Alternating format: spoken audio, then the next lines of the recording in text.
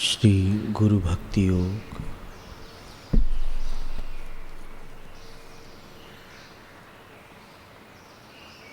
पवित्र वेदों के रहस्य उद्घाटक आदि एवं पूर्ण ब्रह्म स्वरूप महान गुरुदेव को मैं नमस्कार करता हूँ, जो ज्ञान विज्ञान रूप वेदों के सार को भ्रमर की तरह चूसकर अपने भक्तों को देते हैं। सच्चे शिष्य को अपने हृदय के कोने में अपने सम्माननीय गुरु के चरण कमलों की प्रतिष्ठा करनी चाहिए।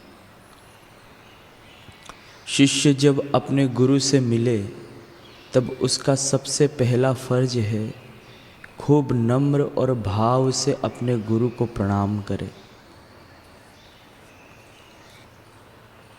श्रीमद् भागवत में अवधूत की एक कथा आती है, जिनके 24 उपगुरु थे, जैसे कि पंच महाभूत, सूर्य, चंद्र, समुद्र, प्राणी आदि नगण्य होते हुए भी इन सब ने अपने अपने ढंग से उनको सर्वोच्च ज्ञान दिया था। जो शिष्य अन्य किसी का विचार किए बिना एकाग्र मन से केवल अपने गुरु की ही पूजा करता है, वह श्रेष्ठ शिष्य है। जब साधक में सत्व की वृद्धि होती है तब वह सदाचारी बनता है और उसमें गुरु के प्रति भक्ति भाव विकसित होता है। गुरु समदृष्टि के प्रतीक हैं, अतः वे अपने तमाम शिष्यों के प्रति समभाव रखते हैं। शिष्य जब अपने गुरु की सेवा करता हो तब उसे दूसरों की सेवा कभी नहीं लेनी चाहिए। आध्यात्मिक विकास में उसके लिए यह एक महान अवरोध है।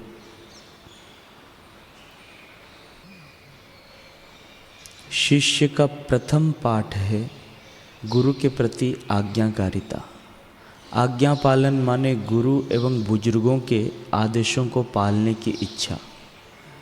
जो शिष्य अपने गुरु की आज्ञा मानता है वही अपनी स्थूल प्रकृति पर नियंत्रण पा सकता है। अपने आप को आचार्य की सेवा में सौंप दो। तन मन एवं आत्मा को खूब तत्परता से अर्पण कर दो। गुरु श्रद्धा का सक्रिय स्वरूप माने गुरु के चरण कमलों में संपूर्ण आत्मसमर्पण करना है। अपने आचार्य एवं हरेक संत का आदर करना यह नम्रता का प्रतीक है। आचार्य एवं आदरणीय व्यक्तियों की उपस्थिति में ऊंची आवाज़ में बोलो नहीं। गुरु के वचनों में विश्वास रखना यह अमरत्व के द्वार खोलने के लिए गुरु चाबी है। जब आप किसी महान गुरु के शिष्य हो तब अन्य किसी को अपना शिष्य बनाओ नहीं एवं खुद गुरु बनने का प्रयास करो नहीं। उनको अपना गुरु भाई मानो। यद यद स्पृश्यति प्राणिभ्याम यद यद पश्यति चक्षुषा स्थावराणि स्थावरणानि मुच्यते किम पुनः प्राकृतः जनः। अर्थात ब्रह्मज्ञानी महापुरुष ब्रह्म भाव से स्वयं के हाथों द्वारा जिनको स्पर्श करते हैं, आँखों के द्वारा जिनको देखते हैं,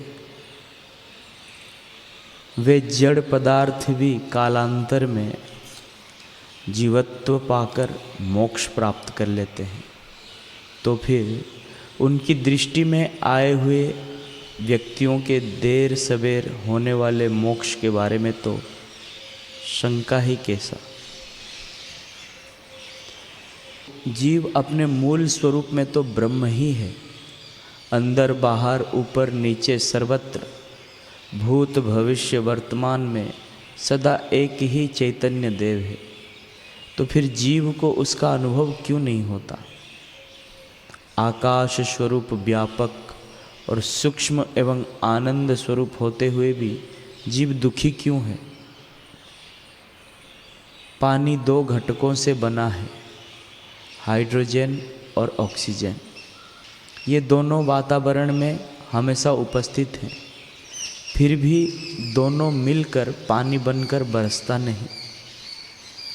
वैज्ञानिक कहते हैं इन दोनों के मिलकर पानी बनने में एक कैटेलिक एजेंट, उत्प्रेरक अभिकर्ता की जरूरत पड़ती है, और वह एजेंट है एक विद्युत प्रवाह। पानी का यह कोई तीसरा घटक नहीं है, फिर भी उसकी उपस्थिति अनिवार्य है। ठीक उसी प्रकार जीव को उसके ब्रह्म स्वरूप का अनुभव करने में सद्गुरु की उपस्थिति चाहिए। सद्गुरु स्वयं तो अकर्ता है, उनके सानिध्य मात्र से जीव की जड़ता बिखरने लगती है और सच्चिदानंद स्वरूप प्रकट होने लगता है। जब जब साधक सच्चे हृदय से, श्रद्धा भाव से, एकाग्रता पूर्वक सद्गुरुदेव का ध्यान करता है, प्रेम से स्मरण करता है, तब दिव्य अंतः चक्षु वाले सद्गुरुदेव को तत्काल संवेदन होता है कि साधक की ओर से प्रार्थना एवं उन्नत विचारधारा का प्रभाव बह रहा है और हृदय को स्पर्श कर रहा है। उसी समय जैसे एक बर्तन में से दूसरे बर्तन में तेल की धारा बहती है, वैसे ही सद्गुरुदेव के चरणामृत और सद्गुरुदेव के करुणामय हृदय में से आध्यात्मिक विद्युत का सुमधुर झरना साधक के प्रति बहने लगता है और उसे आध्यात्मिक आनंद से पुष्ट करने लगता है।